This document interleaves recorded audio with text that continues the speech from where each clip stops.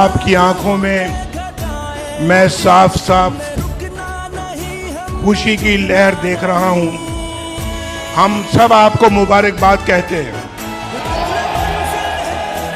इसलिए कि अल्लाह के फजल करम से इन इंतखाबात में पाकिस्तान मुस्लिम लीग नून सबसे बड़ी जमात बन के उभरी है।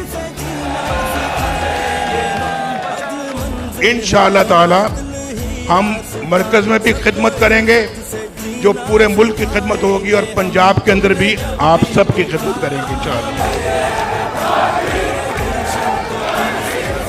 पाकिस्तान कायद आजम नवाज शरीफ तो तुझे सारे 30 साल दे, तो मैं 31 साल का।